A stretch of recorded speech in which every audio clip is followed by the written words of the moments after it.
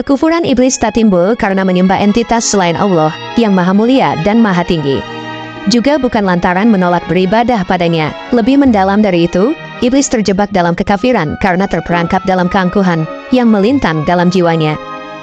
Iblis menganggap dirinya lah yang paling mulia dan paling pantas untuk dimuliakan. Iblis ini berasal dari golongan jin, dan dia memiliki nama asli yaitu Azazil atau Azazel.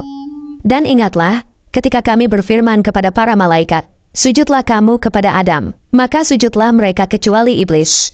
Dia adalah dari golongan jin, maka dia mendurhakai Tuhannya. Al-Quran, Surat Al-Kahfi ayat 50. Tadinya iblis atau Azazel ini adalah hamba Allah yang paling soleh pada masa itu. Bahkan dulu, dia pernah beribadah kepada Allah ribuan tahun lamanya, hingga Allah berikan kemuliaan, berupa kedudukan yang disejajarkan dengan para malaikat. Malahan saking solehnya iblis ini, dia diberikan 600 sayap, sebagaimana Jibril juga punya 600 sayap. Iblis juga pernah memimpin malaikat di langit untuk sebuah tugas besar, berupa perang membasmi kezoliman bangsa jin, yang saat itu adalah pengelola bumi sebelum manusia. Saking luar biasanya iblis ini, iblis berdialog langsung dengan Allah berulang kali, bukan sekali atau dua menurut kehendaknya. Dengan segala kesolehan dan pengetahuan, hampir mustahil jika dibayangkan bahwa Azazel atau iblis ini suatu hari bisa menjadi kafir. Ini menjadi gambaran untuk kita semuanya, bahwa orang yang paling soleh atau orang yang paling alim sekalipun tidak terjaga dari kekafiran. Sama sebagaimana Azazel dulu juga seperti itu. Ada kisah menarik yang ditulis oleh Ibnu As-Sakir dalam sebuah buku yang dikenal dengan nama Tarikh Dimasyq. Ternyata, ada waktu iblis merasa jemu jadi dirinya. Iblis rindu kembali menjadi hamba Allah daripada kafir. Maka pada suatu hari, iblis datang menemui salah seorang nabi yang hidup di zaman itu. Dia adalah Nabi Musa alaihi salam. Ketika iblis datang menemui Musa, iblis berkata, "Wahai Musa, engkau adalah manusia pilihan Tuhan, seorang hamba utusan Tuhan dengan risalah darinya. Kamu adalah orang yang berbicara langsung dengan Allah, sedangkan aku adalah makhluk ciptaannya yang dahulu berbuat durhaka kepadanya. Tapi sekarang aku ingin bertobat, aku ingin minta tolong kepadamu, mintakan ampun kepada Allah untukku, dan mintakan kepada Allah, agar Allah meringankan dosa-dosaku." Nabi Musa yang merasa kasihan pun menyanggupi permintaan dari iblis tersebut. Kemudian, Nabi Musa berdoa kepada Allah meminta petunjuk, bahwa iblis ingin bertobat dari segala dosanya, dan ingin menjadi hamba Allah yang taat lagi seperti dahulu kala. Maka Allah pun mengabulkan doa dari Nabi Musa. Kemudian, Allah memberikan petunjuk kepada Nabi Musa untuk disampaikan kepada iblis. Keesokan harinya, iblis datang lagi menemui Nabi Musa. Iblis hendak bertanya tentang permintaannya kepada Allah Subhanahu wa Ta'ala. Nabi Musa menjawab, "Wahai iblis, Allah bersedia mengampuni dirimu dan menerima tobatmu, tetapi Allah mempunyai persyaratan untukmu. Apakah engkau sanggup dengan itu?" Mendengar perkataan Nabi Musa, iblis pun bergembira. Dengan bersemangat, iblis berkata, "Wahai Musa, katakanlah apa syaratnya.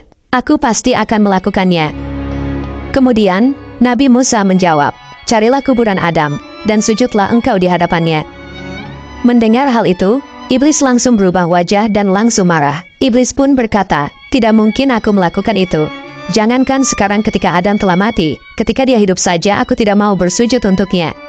Pada akhirnya, iblis pun menolak syarat itu dan dia menjadi sangat marah dengan apa yang disampaikan oleh Nabi Musa alaihi salam.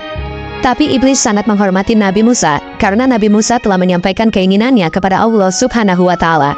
Maka iblis pun memberikan nasihat kepada Nabi Musa, supaya Musa dan seluruh manusia berhati-hati terhadap tipu daya iblis dan bala tentaranya.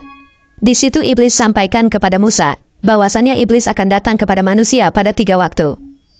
Yang pertama, saat manusia marah. Di saat itu iblis akan membisikkan kejahatan di hati manusia. Iblis akan menguasai pandangan manusia, kemudian masuk melalui darah manusia.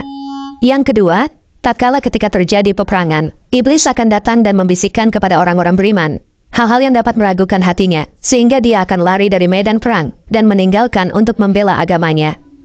Kemudian yang ketiga, iblis akan datang kepada manusia ketika ada laki-laki dan wanita yang bukan mahramnya duduk berduaan. Maka iblis akan menjadi yang ketiga untuk membuat laki-laki dan wanita itu berzinah.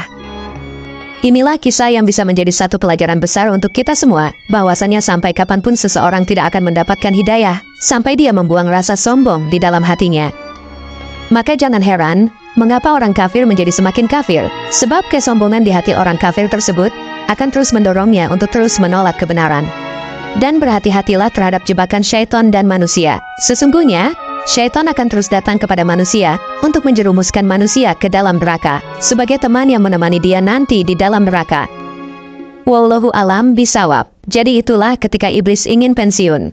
Semoga kisah ini bermanfaat. Lebih dan kurangnya mohon dimaafkan. Yang benar datangnya dari Allah Subhanahu wa Ta'ala. Khilaf atau keliru itu datangnya dari saya pribadi, sebagai manusia biasa. Sampai ketemu di kisah-kisah seru yang penuh makna selanjutnya.